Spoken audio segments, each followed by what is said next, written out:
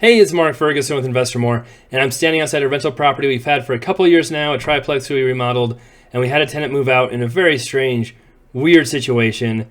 And this whole video is going to be about strange, weird situations, evictions, how we could avoid them, mistakes we've made, things we've learned, and how other people can avoid the mistakes we've made. Now, I am not going to show this property publicly because there's a number of reasons, but it will be on my members channel. So if people want to see what happened, we'll have it on there. Otherwise, we have plenty of free videos, don't worry, including the one I'm talking about right now with all these crazy evictions. So we've had some crazy situations. If you follow my channel, you know that.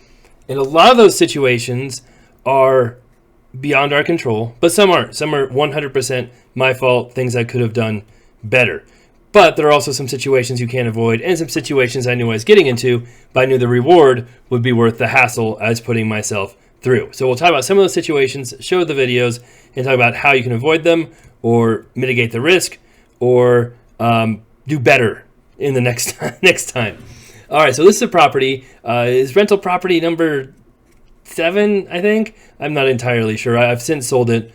But the situation was the second rental property I ever bought had 2 sisters move into it. And it was 2 families.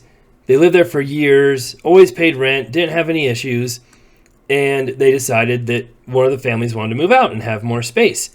And so I had this other rental property come up, and since they'd always paid rent, never had a problem, never had issues, I let the one family move into this property, but I didn't do a credit check or screening. I figured, hey, they've rented from me for years, it's been fine, there's been no issues. Well, as soon as they moved in, things went south. They paid rent for a month or 2, stopped paying rent, stopped communicating, wouldn't talk to me. We didn't have to actually evict them, but we had to post an eviction notice. They moved out, and this is how they left the property. And they did this in like 6 months.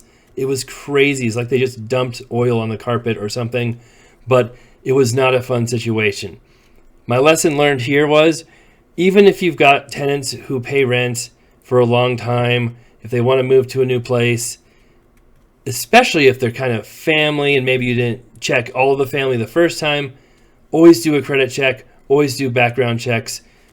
Even if you've done a background check in the past, if you have renters who maybe you've rented from you for 5-7 years, they decide they want to move for whatever reason, it doesn't hurt to have them do another background check because things can change in that time and there might be a reason they want to move.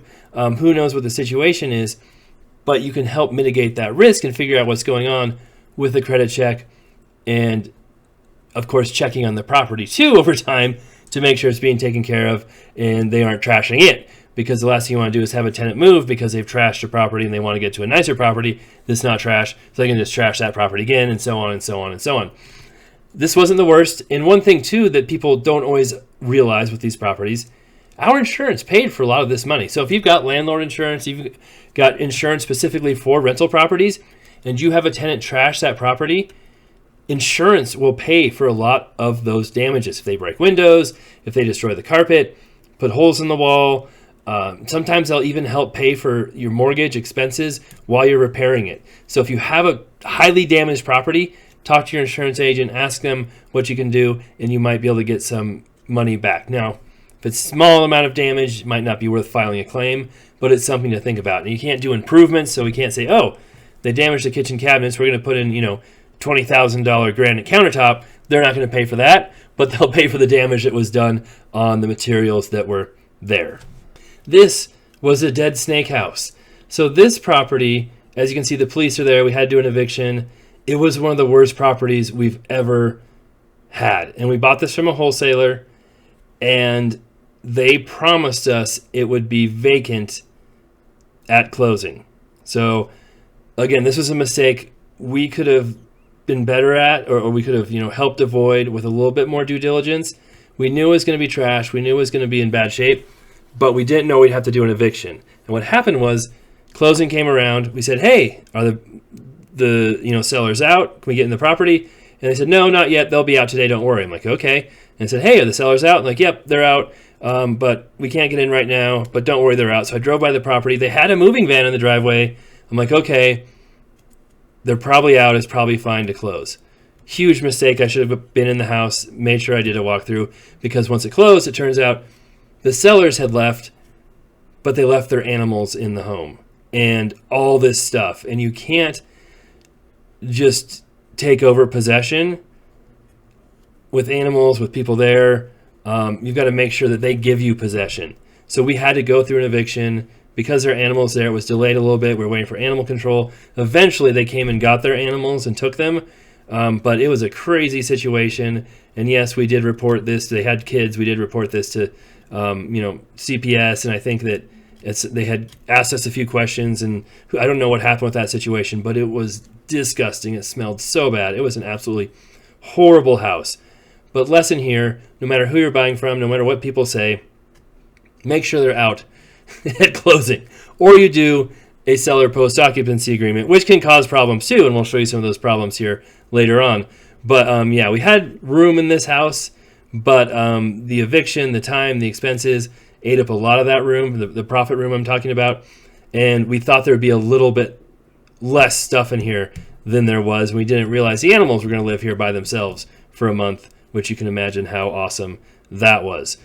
So lesson learned, make sure the house is vacant, you have possession, and it's given to you before you close, unless there's some kind of other agreement. And this was another mistake by me, another eviction we had to do because I messed up.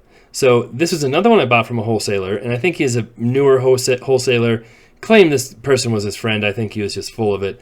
But anyway, it was time to close, and this property was 15, 20 miles away from me. I was on a tight schedule. I talked to the wholesaler. I'm like, hey, everything good? Seller out? Yep, property's vacant. No problem. You can close. We'll give you keys here. I'm like, great. So went to closing. They didn't give me keys. They said, oh, they're at the house. Don't worry. I'm like, okay. And bought the property, went there, and of course the seller was not out. The wholesaler was just flat out lying to me. He'd never been there. He never talked to the guy. He just said that to get closing done. The person would not respond to us, would not answer the door. We posted notices, wouldn't respond to us at all. So we had to go through a full eviction. And this is when we're actually worried about that maybe the guy had passed away or something in the house because he wouldn't respond. When we went in there, finally, the police were with me, and there's still so much stuff in there. We weren't sure if we're going to find something. Luckily, we did not. And we think he did move. He just took almost nothing. There's a few, spots on the wall where pictures had been that they had been taken down. And again, make sure the properties are vacant. These both happened a couple of years ago, but I definitely learned after a few times to make sure your properties are vacant and you have possession before. This was another crazy eviction, and yes, the police are there. And this one wasn't really my fault, but it's a risk you run when buying properties, especially from wholesalers, especially trying to get good deals. So this is one where there was a post-occupancy agreement, which is risky. And basically what that means is you buy the property, the seller is allowed to stay there a week, 2 weeks, 3 weeks. If they don't leave, it should be written up that they owe you $5,000, $10,000, whatever it is, or they pay you rent. There's some kind of deposit held back. And in this case, there was $5,000 held back, which really isn't enough, in my opinion. It should be more than that. And the seller just never left. They had 2 weeks to move out, didn't move out, didn't even try to move out, wouldn't respond to us again, had to go through an eviction. Even after doing the eviction, it was full of stuff. The seller had a moving van in the driveway. They put like 4 things in. They just would not leave. So, and this was one of the first, if not the first eviction after COVID, or was this right before COVID? I had 2 right when COVID started. One was right before COVID, and then another one was right after COVID. And I think the first eviction in my county, maybe even the state of Colorado, after COVID happened, because, they had these moratoriums, said you couldn't evict people. Well, the law said, or the moratorium, you couldn't evict people for late rent.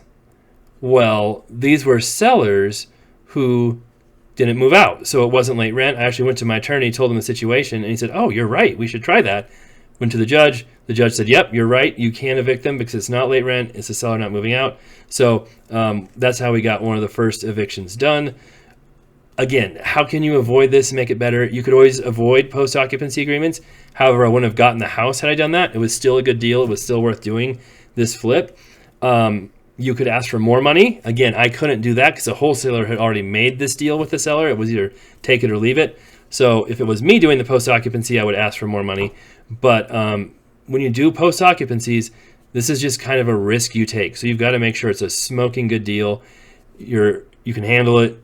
If you're an owner-occupant doing a post-occupancy, that can really get you in trouble. If you're thinking you're going to move at a certain point, you've got another house you've got to move out of, you don't have the funds or money to do an eviction, you don't have the experience to do an eviction, it can be way, way worse situation for owner-occupants. So fortunately, I can handle it. I know the situation. And, I mean, all these situations help my YouTube. To be honest, they do. And so even though it's not the best situation, I'd rather it didn't happen, there's a silver lining to it too, in that they do make me some money and gain followers and help me out. That's why a lot of you here are watching my channel. So this is a situation, could have been worse, but would have been nice had the seller just moved out too. This is another one that was my fault. This is a commercial property that you could also live in as well. And I rented it to a real estate agent. I'm also a real estate agent. And I saw his company. I think I talked to his broker. Everything seemed fine. I kind of rushed it a little bit, and I didn't check credit or do a background check. I'm just like, oh, it's fine. What could go wrong? Well, what went wrong is he paid his deposit and first month's rent, never paid anything ever again, told me story after story after story from that point forward. Eventually, again, had to post an eviction notice. He left when I did that, but it was months of back rent he never paid. And, you could have gone after him for a judgment, but judging by his situation, I don't think he had a lot of money. It probably wouldn't have gotten me very far. Luckily, he didn't damage the place. He didn't leave a lot of stuff. But again, it was a lesson.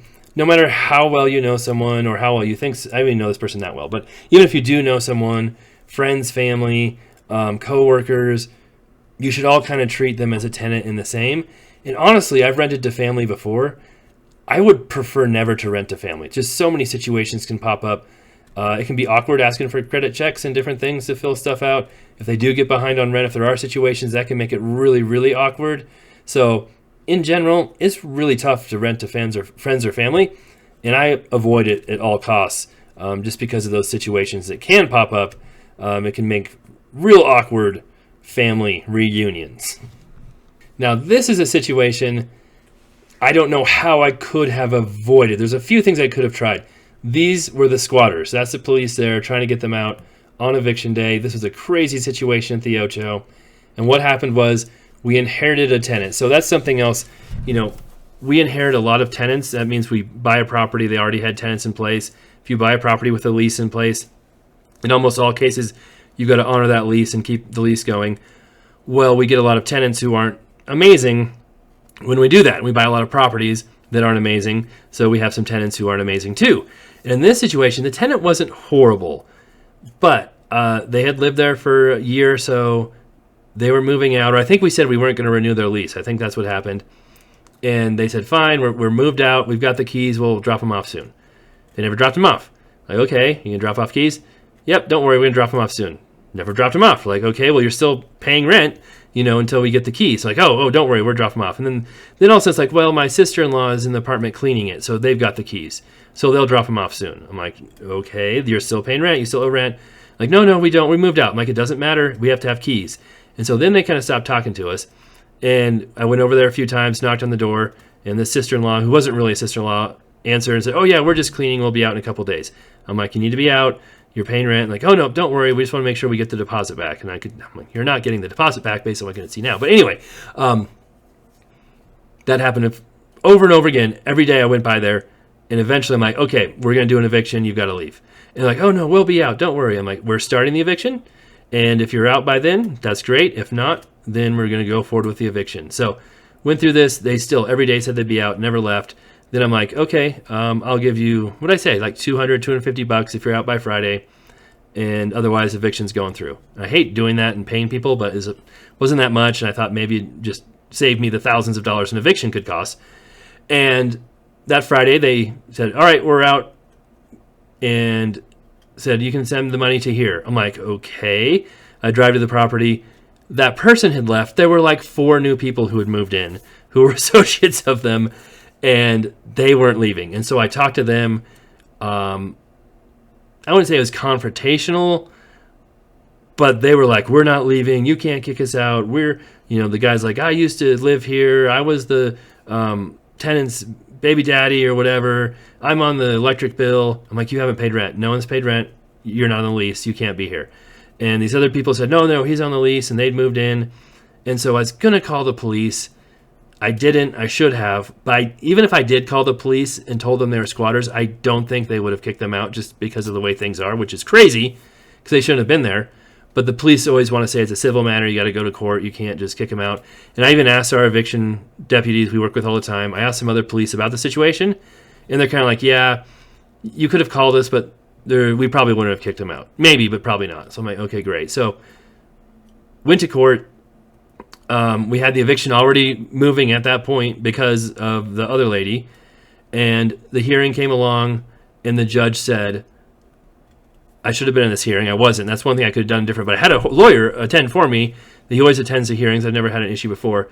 The judge said, well, the tenants don't have anywhere to go. Squatters, not tenants. So we're going to extend the hearing another 3 weeks. Literally, that was the only reason. Weren't on the lease, never paid rent. Is a very, new judge in Colorado. We've got some different, political stuff going on. And he just let them stay there. So we had another hearing set. I showed up to that one. I had all my text messages, everything ready to go. And the tenants never showed up to that hearing. It was a Zoom call. All they had to do was call in on Zoom. Didn't do it. And I could tell the judge was disappointed that they did not call into that Zoom call. And he gave them like 20 minutes past the time, and they never showed up. And then at that point, he finally said, okay, you can have possession and do the eviction. Got the eviction scheduled. That took a while. The sheriffs were backed up. And they still never moved out. After all of this, the police had to knock on the door, kick them out, get them out of there, and this is what it looked like once we finally got in there. And, of course, we remodeled it, fixed it up, have it rented to some other people now. But this was a crazy situation that can happen to most anyone with the squatters moving in. If they know someone, if they get keys somehow, if they break in, right, that would give you more grounds to get them arrested, get them out by the police. But if they're given keys by the tenant, they're not really breaking in. That makes it really tricky. They've kind of got possession to be there, or permission to be there. So it's a tough situation. Next time I would definitely call the police just to see what would happen. Maybe it would help, maybe not. And otherwise, there wasn't a whole lot we could do. Now, of course, they're inherited tenants. These weren't tenants we screened. So, we can't do much about that situation. But, it's just crazy that the judge felt this way. I guess one thing you could do is try to invest in areas that are more landlord-friendly. And even though we're in Weld County in Colorado, which is historically an extremely conservative area, not all the judges are that way right now. This is another crazy one. Many of you probably joined my channel from the tire eviction. So this is a complex of property we bought that was a whole mess of messes and had many inherited tenants, including this guy here who owned a tire shop and who never paid rent since the whole time I owned it. We did an eviction. While we were waiting for the eviction to go through, he got evicted from his tire shop, and he dumped 500 tires in the back of this property. So we got to evict him and his tires. Crazy situation. It would be really tough for us to avoid this too, because we inherited this tenant, so we knew there's going to be issues. Some of the tenants might not pay. We might have to do cash for keys or evictions, which we did do. And once they're out, we fixed up the property. It's much better now. But you have to deal with these situations. And his rent was like $300 a month or something ridiculously cheap, and he still didn't pay it and was not real happy. He thought he was just going to get evicted. He didn't realize all his tires were getting evicted too, so he wasn't real happy when he found that out. And what we ended up doing was loading the tires into dumpsters, driving the dumpsters to a dairy, and they use it to hold their silage pit tarps on. So they loved having the tires, and most of them were used. They weren't good tires. They weren't, brand new, expensive tires for the most part. Most were mismatched. Very few had sets of 4. I don't know why he was so sad he was losing his tires, but it wasn't a super, horrible experience that he's losing these brand new tires he bought. They were not great tires. Luckily, the deputies let us evict his tires. That's a good situation. I was wondering if they would let us do that, and they were cool about it. They usually work with us quite a bit. They've been through some situations, too, where they've been shot at, had bulldozers try to run them over, all kinds of crazy situations. And they've had judges, too, pretty much let tenants go and not punish them because, well, they were in a tough situation. They, were stressed out, so they were expected to act that way, and they aren't real happy with the situation happening around here either. So there you can see a lot of the tires and us carrying them in the compilation of doing that, that was a crazy day, I'll tell you what. The deputies do not help us move anything. They just kind of stand around and make sure no one tries to shank us or make sure the tenants leave, don't come back, because there were some shady characters there who weren't leaving, who kept watching us, who were following the tire trucks. Like, there was some weird stuff going on. But we got through that situation. Like I said, this one is one where we probably handled it as well as we could, but just situations. Here's another situation in the complex after it's fixed up, as you can see, and we learned a lesson here too. This was a situation where a lady had rented this apartment for her workers. They were cleaners, people cleaning houses. She had great credit, a business, vouched for everyone, and it went really great for a long time. There was no issues, no problems. She paid rent. Well, then I don't know if she stopped doing her cleaning business or she just stopped using this property for her own workers and decided to sublease it without our permission to some other people. And they completely trashed it, broke stuff, as you can see, and caused tons of issues. They paid their rent on time because she paid it, but we did not renew their lease because of all the other problems. And we've had other situations like this too, where maybe some people don't have the best credit, but they have a cosigner, and sometimes we'll accept that, sometimes we're okay with that, depending on who the cosigner is. But we've had a couple of situations where parents have co-signed for kids, and if you've got a college rental, that might be one thing. That makes sense. My sister has some college rentals. She does that all the time. But if it's not a college rental and it's a grown adult who needs a parent to co-sign, that's a big red flag, and we've had a lot of issues with situations like that, where it's like the parent is doing anything they possibly can to get them out of the house, including co-signing and risking their credit and a lot of money. And we've had a couple of situations like that too, where it just hasn't worked out well. So 2 big red flags: subleasing, a parent co-signing for an older adult, and a company renting for their employees, because you don't have a lot of control over who they have in there, or if they're screening them, if they're making sure they're good people. Maybe it works out, maybe it's okay, but it can add more risk to the situation. So having said all this, what can you do to get good tenants? Well, we always do background checks, always do credit checks. We used TransUnion in the past. Now we do it through our property management software. We use through Door Loop. I've got a video on that explaining how that works and how they handle things. It can tell us, criminal record, credit report, income, collections, things like that. Of course, every state is different, so make sure you're abiding by your state's laws, because some states are making it harder and harder to check credit or background checks. Colorado tried to make it so we couldn't do credit checks at all, but they changed their bill to be only if a tenant is using federal money assistance can you not do a credit check. But Colorado's getting stricter. We can only limit income to 2 times the rent. So we can't make a guideline for us to have 3 times rent or 4 times rent. It can only be 2 times rent. That's the least amount we can do per Colorado law. So make sure you check your laws. And we check references, try to call other landlords, but sometimes they want to get rid of their tenants too. So you have to take all of that with a grain of salt. You can check their social media as well and see if they have a Facebook page and see how their Facebook page looks. Just put it that way. That can give you a good idea. But you also have to be careful how you screen tenants or what you reject them for too, because you have to take ESA pets, right? You can't reject them for that. You can't reject them because they're Section 8 or doing federal assistance in Colorado. Some states you can. If it is a credit reason, you've got to say why. There's a lot of laws and guidelines you have to abide by, so make sure you're sticking to those, making sure you're not breaking those in your area. There's a lot of different things you can do, a lot of different reasons you can deny people. Just make sure you're using the right reasons and you are checking people out, checking references, checking out who they are, and that'll help you get decent people in the future. Now, with our houses, right, we have a few single family houses we still rent out. We get great tenants. We have almost no problems. Once in a while we do, like you saw in the first video. But when we're dealing with a complex, it's got some of the lowest rents in town, you're going to have more issues. That's just the nature of the game. the lower the rents, probably the more issues you're going to have. We can't just raise rents because of the type of property it is and fix that problem. That'd be amazing, but it doesn't usually work that way. So you got to be cognizant of what kind of properties you're renting as well, and understand what risks and rewards come from those properties too. We gained an absolute ton of equity in this property, and I knew we'd have some issues with it. I was okay with it, and everything that's happened has kind of been expected to an extent because of the property that it is. Some of you may be thinking, is it even worth to do rental properties?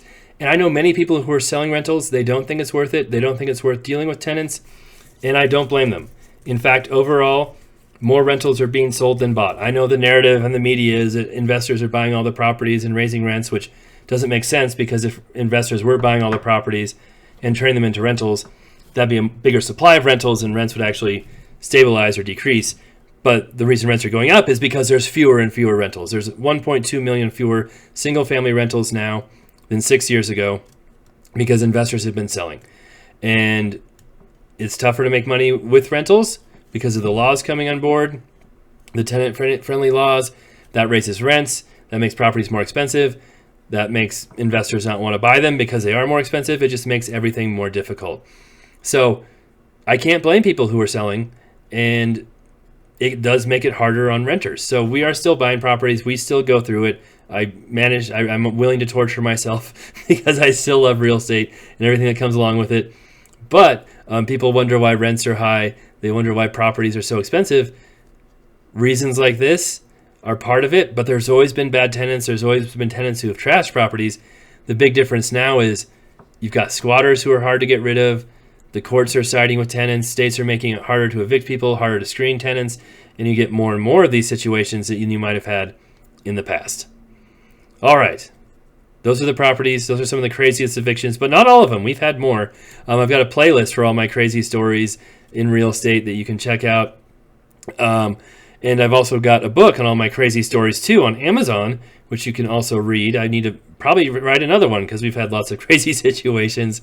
And like I said in the very beginning, I've got another interesting, weird, kind of crazy tenant situation at a rental property that I'm showing on my private members only channel just because of the nature of what happened there. If you want to check that out, you've got to be a member.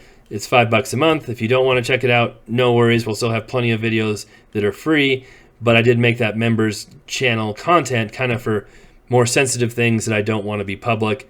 And so far it's worked out pretty well. And we do have quite a few people joining and commenting there. So again, check that out if you want to. If not, no worries. Of course, there's a glass pipe in the yard. That probably should have been on my members only channel. That's something that I would wait to show next time. And yeah, we'll have many more videos coming up on our rentals, flips, commercial properties, laundromats, liquor stores, all that stuff. Thanks for watching. Let me know what you thought.